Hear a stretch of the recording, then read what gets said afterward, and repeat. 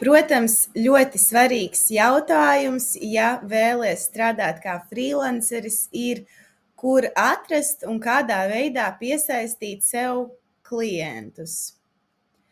Pirmais, kas vispār jādara, pirms tu sāc piesaistīt klientus un vari sniegt viņiem kvalitatīvus pakalpojumus, jo tas ilgtermiņā būs ļoti, ļoti svarīgi, lai tu nesabojātu savu reputāciju, lai nesaskartos ar dažādām sliktām atsauksmēm vai pat sūdzībām. Tev sākumā ir jāgūst pieredze, tev ir jāgūst attiecīgās nozares pamati, vai arī sākt ar teorētiskiem pamatiem, izskatīt internetā dažādus video. YouTube ir pilns par visdažādākajām profesijām, ko dara katrs no tiem speciālistiem, kā izskatās viņu darba ikdiena. Ļoti daudz informāciju var atrast arī tajā pašā TikTokā. Un, protams, internetā kā tādā vienkārši googlējot, skatoties, pētot, lasot par šīm te profesijām, kas ir tas, ar ko viņi nodarbojas, kā viņi to dara, kādas zināšanas, prasmes, iemaņas tev ir jāapgūst. Tad, kad esi guvis šo teorētisko ieskatu kaut kādās nozarēs, kas tevi interesē, tev jāpamēģina praktiski tas ir, lai tu pirmkārt saprastu, vai tevi vispār tas interesē, uzrunā, vai tev tas patīk, jo tam arī būs ļoti liela nozīme ilgtermiņā, vai tev patīk tas darbs, ko tu dari. Un otrs, vai tev vispār tas padodas? Mums jau var patikt viss kaut kas, bet vai mums tas reāli padodas, vai mēs esam labi tajā, ko mēs darām. Protams, tas arī viss nāks ar laiku, tas ir absolūti ok. Galvenais, ka tu tiešām jūti un redzi, ka tev ir potenciāls attīstīties kaut kādās nozarēs. Tad, kad es sāku strādāt 1. gadu mārketingā, nevar īsti teikt, ka es tur biju baigi super speciālists, apskatoties kaut kādus piemērus, ko es esmu taisījis, kaut kādus postus, kaut kādus vizuālos materiālus. Jā, nebija visai labi. Bet tas, kas man bija labas valodu prasmes, man bija labas idejas, es mēģināju tās idejas realizēt, es varēju izveidot labus saistošus bloga rakstus, man bija labas šīs te valodu zināšanas. Un labas valodu zināšanas un vispār tādas iemaņas veidot labus, konstruktīvus, piesaistošus, iesaistošus tekstus ir ļoti svarīgi, sevišķi mārketingā un sevišķi darbā ar sociālajiem mēdījiem.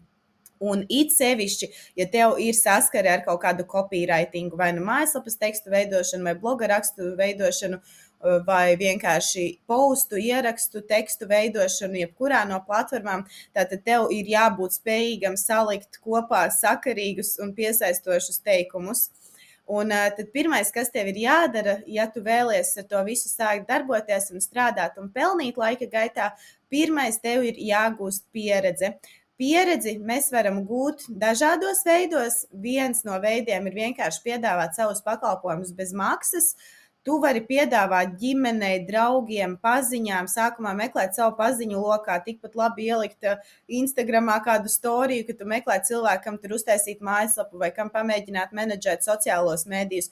Vai tu vari ielikt kaut kādus ierakstiņus savā Facebookā vai kaut kādās Facebook grupās, pat ir, piemēram, tāda grupa digitālā mārketinga vakances, tu vari ielikt tur ierakstu, ka tu meklē kādu uzņēmumu, kuram sniegt bezmaksas pakalpojumus, lai papildinātu savu portfolio. Tikpat labi tu vari uztaisīt arī TikTok video un piedāvāt uztaisīt, piemēram, bezmaksas mājaslapu vai mēnesi vai 2 menedžēt sociālo mediju kontus, Instagramu vai TikToku vai varbūt YouTube'ā veidot saturu. Tātad sākumā tev ir ļoti, ļoti svarīgi gūt šo te pieredzi. Un, ja tu nespēsi sniegt kvalitatīvus pakalpojumus, kas tā būs gadījumā, ja tev nav šīs pieredzes, tavi klienti vienkārši būs neapmierināti. Viņi visticamāk prasīs naudu atpakaļ par nekvalitatīviem pakalpojumiem, un atkal, ja tu neesi gatavs atmaksāt to naudu, tu vari saskarties ar kaut kādām sūdzībām, vai pat atmaksājot naudu, nav garantijas, ka klients neieliks kaut kādu sliktu atsauksmi par tevi. Tā kā ilgtermiņā šī lieta ir ļoti svarīga, jebkurā digitālajā nozarē, mārketingā, IT dizainā ir svarīgi nesabojāt savu reputāciju. Un, lai nesabojātu savu reputāciju, tava pakalpojuma cenai ir jābūt atbilstošai tai kvalitātei, ko tu vari sniegt. Un atbilstoša viņa var būt tikai tādā gadījumā, ja tu reāli sniedz kvalitatīvus pakalpojumus, ja tu esi guvis pieredzi un tu saproti, ko tu dari. Tātad pirmais piedāvā savus pakalpojumus bez maksas. Otrais, ko tu vari darīt, ir iziet praksi. Šis sevišķi aktuāli ir jauniešiem un sevišķi tiem, kuri mācās augstskolās. Viņiem nereti vien ir šīs te obligātās prakses, kas ir jāiet tā vai tā, un ir ļoti labi, ja tu vari apvienot šo praksi ar kaut ko tiešām sev vērtīgu, kaut ko tādu, kas tevi interesē. Prakses iespējas arī var meklēt uz visiem stūriem. Pirmkārt, tu vari meklēt praksi.lv, kas ir viens no populārākajiem šāda veida portāliem, kur tiek izvietotas šādas te opcijas, vai arī atkal tu vari rakstīt, piemēram, Facebook grupās kaut kādās meklēt praksi, vai arī tu vari uzrunāt kaut kādus uzņēmumus patiešo, identificējot, saprotot to, ka viņiem varbūt konkrētā nozara nav visai attīstīta. Tu, piemēram, redzi, ka viņi nav visai attīstīti TikTokā vai visai attīstīti vispār sociālajos mēdījos, un tu vari piedāvāt atkal vai nu šos te pakalpojumus bez maksas vai praksi kaut kādā noteiktā laika periodā. Kā atšķirās prakse no pakalpojumu piedāvāšanas bez maksas? Prakse parasti ir kaut kāds konkrēts laiks, kur tu jau uz to periodu kļūsti principā par uzņēmuma darbinieku, vai nu uz pusslodzi vai nepilnu slodzi, bet vienkārši vairumā gadījumu, it sevišķi Latvijā, tu atalgojumu nesaņem, bet tu saņem vērtīgu feedbacku no šiem cilvēkiem, pie kuriem tu ej praksē, tu saņem pieredzi, tu saņem zināšanas, un attiecīgi šim uzņēmumam par to, ka viņi tev ir devuši šādu iespēju, tu dod pretī kaut kādu laiku no sevis, ko tu esi gatavs veltīt. Pakalpojumi bez maksas, tie būs vairāk tādi individuāli pakalpojumi, kur tu vari veltīt varbūt pat tikai dažas stundas, 10, 20 stundas, piemēram, lai izveidotu mājaslapu. Tātad tev nav jākļūst par darbinieku kaut kādā uzņēmumā, bet, piemēram, mājaslapām arī tas, es domāju, pilnībā absolūti ok. Uztais kaut kāds 5, varbūt pat 10 mājaslapas dažādās platformās, un tu jau ļoti labi sapratīsi, kā tas viss notiekas un ko tu galu galā vari piedāvāt klientam un kādā līmenī.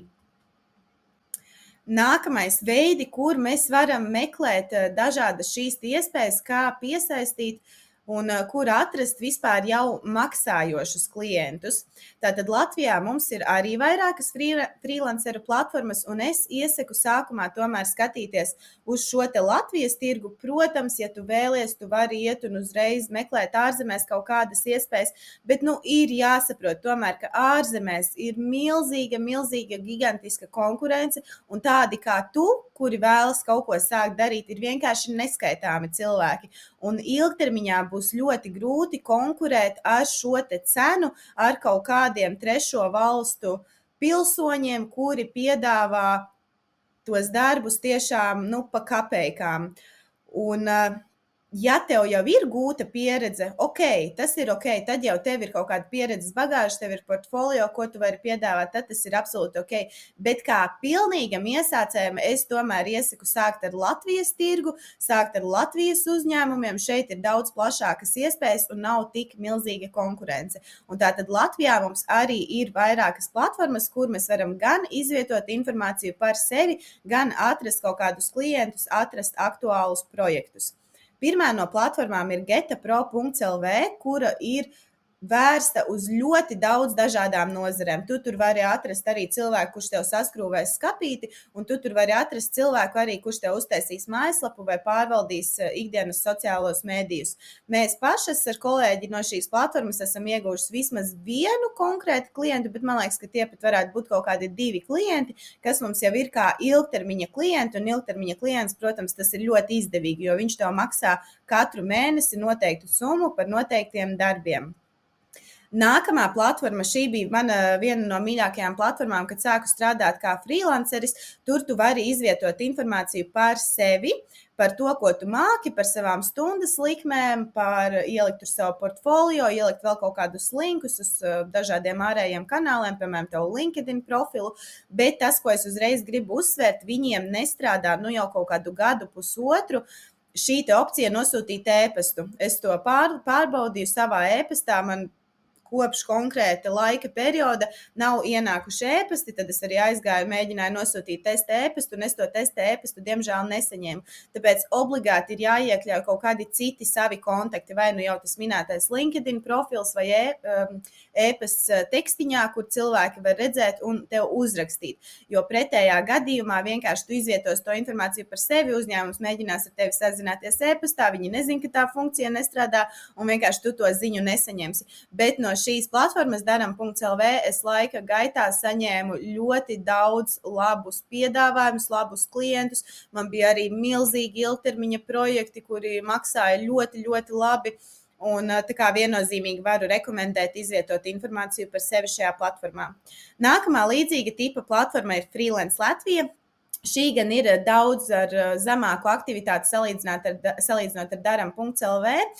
Tur tik bieži nav tie piedāvājumi un viss, bet tur ik pa laikam arī pirmkārt uzņēmumi var izvietot dažādus projektus, kuriem tu kā freelanceris vari pieteikties, vai arī otrs variants, tāpat kā daram.lv, izvietot informāciju par sevi, ko tu māki, kādas tev ir samaksas un tā tālāk. Un arī no šīs platformas man ir saglabājies viens klients, ar ko es strādāju jau kaut kādus 3, man liekas, drīz pat varbūt būs 4 gadi. Un pēdējā taskita, tā tāda mazāk populāra, bet arī atradu šādu platformu. Man liekas, ka mēs tur vēl neesam izvietojuši informāciju, bet arī tas ir plānā. Un vienmēr ir labi izvietot par sevi maksimāli daudzās vietās informāciju, lai potenciālai klienti tevi var viegli un ērti atrast. Un tad mums ir lērums ar dažādām platformām ārpus Latvijas.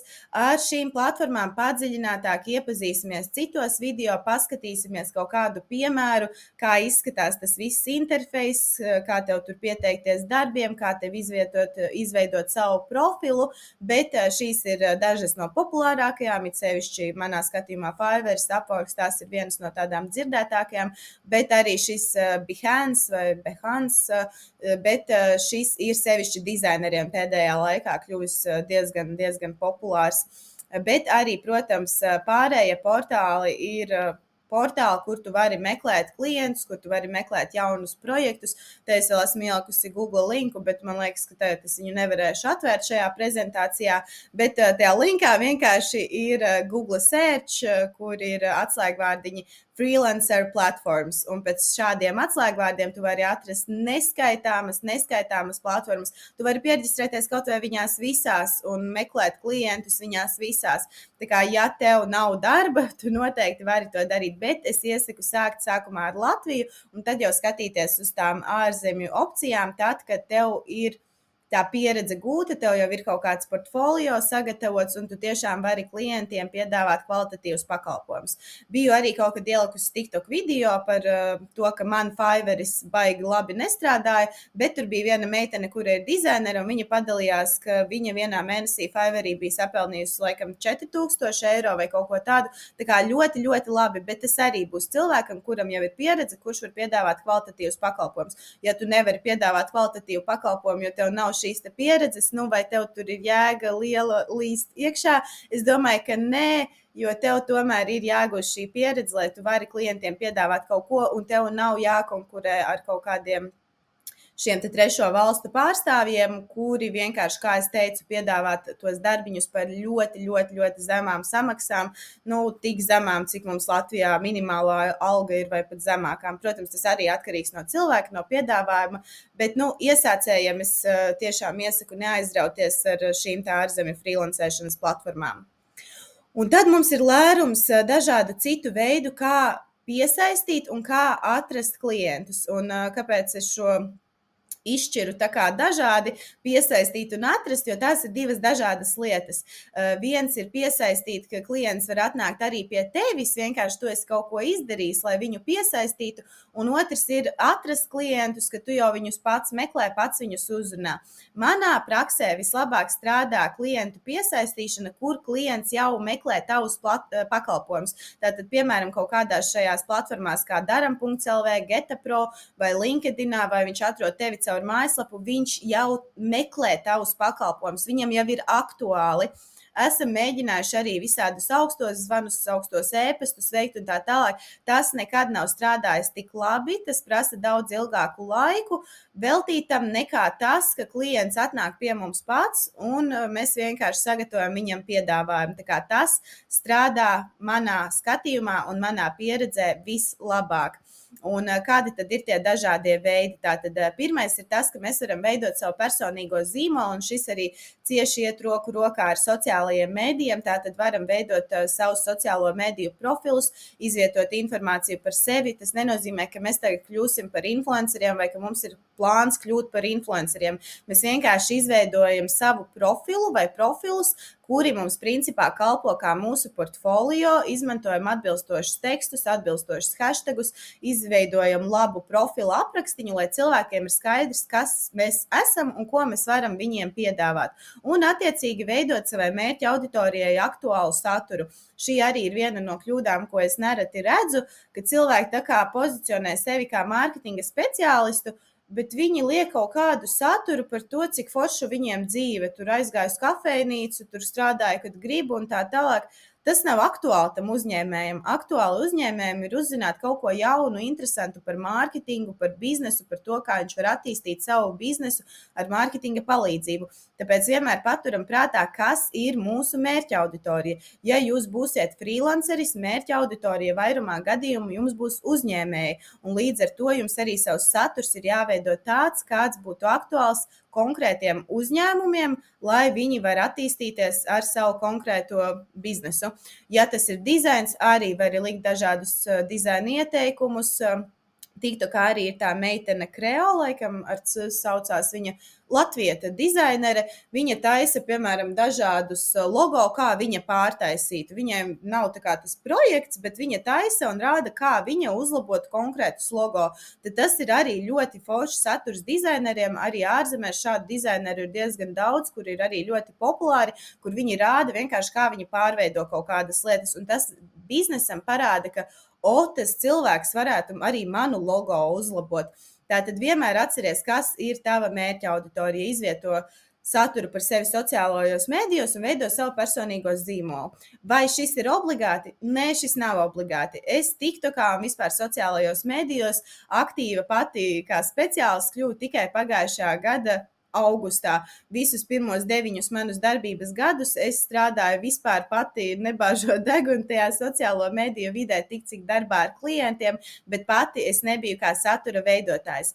Vai man tas ir nācis par labu? Viennozīmīgi. Tā kā tas viennozīmīgi ir vērtīgi, bet ja tu nejūties brīvi kameras priekšā, ja tu vēl nejūties pārliecināts par sevi, tad tas nav obligāti. Tu vari sākt pamazām un varbūt pēc 5 vai 10 gadiem tavs viedoklis pavisam mainīsies. Arī man likās, ka es nekad nevarēšu iet kameras priekšā, kaut ko runāt, stāstīt, darīt, bet, redz, kā vienkārši viss ir mainījies pa 10 gadiem, kopš es strādāju mārketingā, un tagad es jūtos brīvi to darot.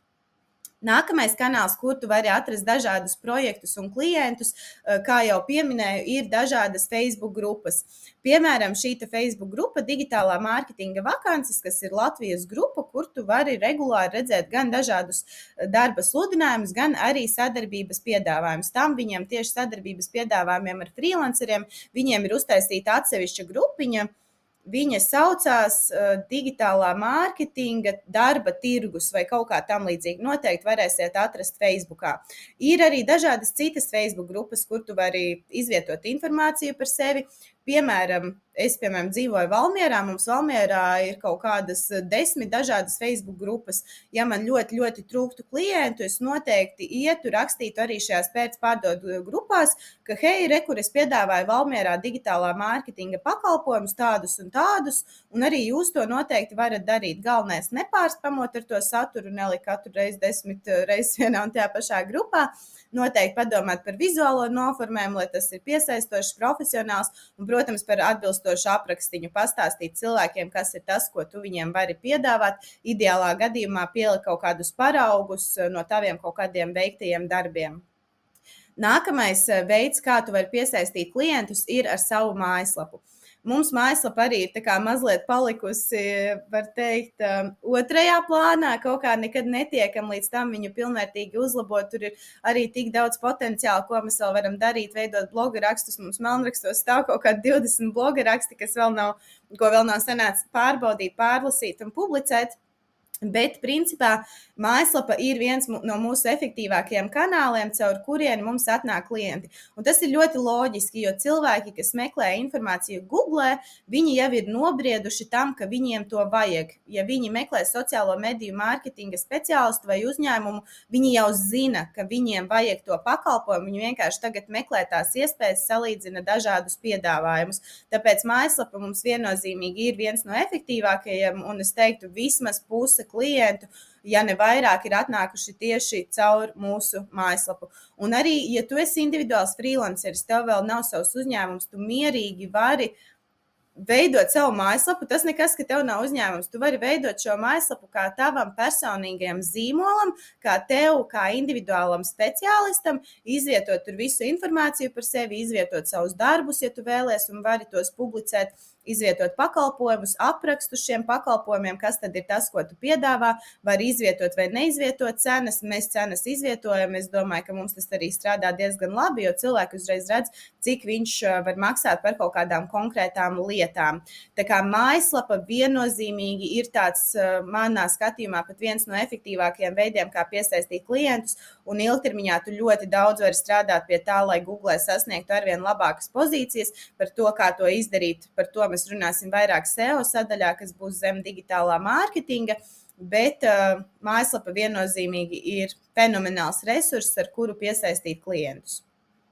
Nākamais, ko tu vari darīt, ir skatīties darba sludinājumus. Jā, lielākā daļa tajos būs kaut kādas vakances, kas ir reāli jau kā darba vakances, bet ik pa laikam tajos darba sludinājumos ieslīd arī kaut kādas freelanceru iespējas. Viņi varbūt to pasniedz kā darbu, bet patiesībā viņi meklē pašnodarbinātu personu. Un iespējams, tev tur būs jāstrādā uz kaut kādu puslodzi, bet attiecīgi tu arī saņemsi gana adekvātu samaksu, strādājot uz to puslodzi un veicot attiecīgās darbības tam konkrētajam uzņēmumam. Citreiz ir arī kaut kādas vēl mazākas iespējas, tā kā mazākas par puslodzi, tā es to domāju. Sevišķi var atrast freelancer dažādas piedāvājumus SSA. Neesmu pētījusi tur par IT dizainu vairāk, jo tā nav mana primārā nozare, bet, piemēram, kategorijā reklāmas menedžeris, copywriteris, SSA zem darba sludinājumiem parasti ļoti bieži var atrast sludinājumus, kur tiek meklēta pašnodarbināta persona. Dažkārt šādus sludinājumus varēs atrast arī citos sludinājumu portālos, tur visi darbi.lv un tam līdzīgos, kur tu vari arī šīs iespējas atrast, piemēram, rakstot atslēgvārdiņus attālināti. Tātad darbs attālināti vai mārketingā, un tad pameklēt, kas ir kaut kas tam līdzīgs, kas ir kaut kas tāds, ko tu varētu veikt attālināti kā freelanceris un iespējams pieteikties. Nākamais izvieto ierakstus un dažādus video par sevi. Šis arī būs ceļš pa video, ja tu jūties brīvi kameras priekšā. Ja nejūties brīvi kameras priekšā, tad vienkārši tie varētu būt foto ierakstiņi, un par šo jau es arī pastāstīju pie Facebook grupām. Tātad gan dažādās Facebook grupās, gan arī TikTokā tu vari ielikt video, ka tu meklē jaunus klientus vai tu piedāvā kaut kādus konkrētus pakalpojumus, ko tu vari sniegt attiecīgiem klientiem. Nākamā arī ļoti, ļoti svarīga un ļoti efektīva platforma gan darba meklētājiem, gan freelanceriem ir LinkedIn. Nav tā, ka uzreiz tur pirmajā mēnesī jūs saņemsiet neskaitāmus piedāvājumus vai atradīsiet neskaitāmus piedāvājumus. Man patiesībā, es domāju, kaut kāds pirmos 2-3 gadus tur vispār aktivitāte diezko liela nebija, bet jau kaut kādus pēdējos 5 gadus tiešām jāsaka, ka ļoti labi projekti, ļoti labi klienti ar labām samaksām, pamatā ārzemju kompānijas ir atnākušas tieši no LinkedIn. Ziemā arī sadarbojos ar vienu milzīgu, gigantisku aģentūru, kas darbojas visā pasaulē. Viņi bāzējas Lielbritānijā, un viņiem bija nepieciešams cilvēks, kurš viņiem veic SEO analīzi, atslēgvārdus latviešu valodā, pielāgo saturu, sagatavo tur meta aprakstus un tam līdzīgas nianses, izmantojot šos atslēgvārdus. Un tiešām perfekta sadarbība, bija neko vispār sliktu. Par tādām ārzemju lielām kompānijām parasti vispār reti, kad kaut ko sliktu var pateikt. Ar viņiem nav ne problēmu ne ar samaksām parasti, ne ar to samaksu apjomu, ne ar termiņiem samaksām. Nu, tā kā man ir tikai pozitīva pieredze pamatā ar ārzemju kompānijām. Arī šobrīd strādāju ar dažiem projektiem, kas man ir atnākuši no LinkedIn, kas arī ir ārzemju kompānijas. Un tāpat arī esmu saņēmusi daudz dažādas darba piedāvājumus. Es gan esmu lielākoties viņus visus atteikusi, jo tas nav tas, ar ko es šobrīd nodarbojos. Bet ir arī viens piedāvājums, kas atnāca caur LinkedIn. Viņš gan patiesībā atnāca manai kolēģei.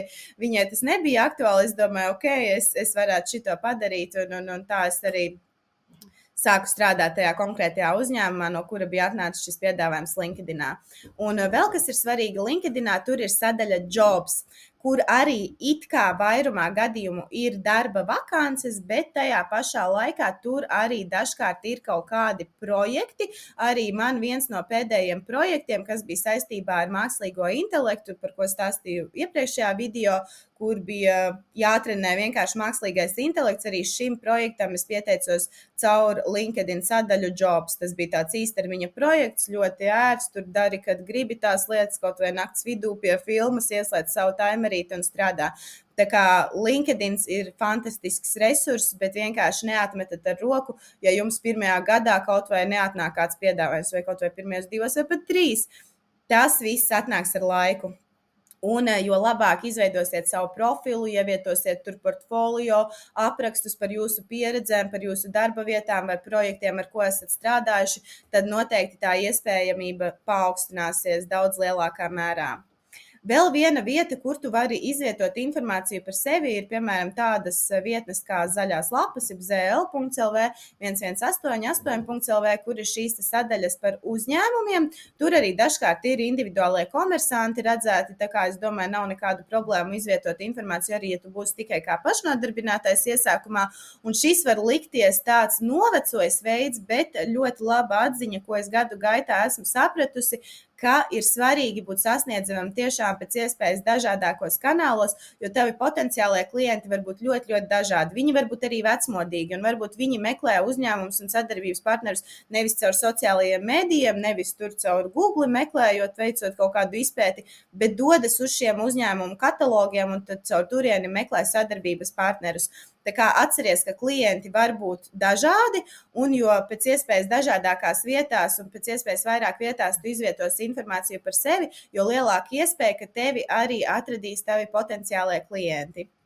Un pēdējais ir, ko es teicu, ka mums nav visai labi strādājis, ir uzrunāt uzņēmumus patiešo, saprotot, ka viņiem ir kaut kāda problēma, ko tu vari palīdzēt risināt. Tu vari noteikti uzrakstīt un uzrunāt šos te uzņēmumus. Kā es teicu, mums tas nav strādājis tik labi. Mēs vairāk esam zvanījuši, rakstījuši ēpastus, tik daudz neesam sociālajos mēdījos uzrunājuši, bet kaut kā tas nav tik efektīvi mums darbojies. Varbūt kādreiz kāds ir atnācis, bet lielākoties noteikti ne. Bet tas nenozīmē, ka tev tas nestrādās. Tev būs varbūt pilnīgi citādāks pakalpojums, varbūt kaut kas unikālāks, varbūt kaut kas labāks vai lētāks. Mums jau arī tās cenas vairs nav tā kā galīgi lētais gals. Tā kā tas, protams, arī ietekmē šo izvēli. Tā kā viss ir atkarīgs no tevis, un ja tev galīgi nestrādā kaut kādi šie te kanāli no minētajiem, tad noteikti vari uzrunāt arī uzņēmumus pats, rakstot viņiem individuālas ziņas viņu sociālajos mēdījos, ēpastos, arī kādreiz varbūt uzzvanot, kādreiz varbūt klātienē aizejot. Tā kā, iespējas ir daudz un dažādas, kā tu vari piesaistīt klientus kā freelanceris. Paldies par uzmanību tad šajā prezentācijā, un tad jau tiekamies citos video. Tā!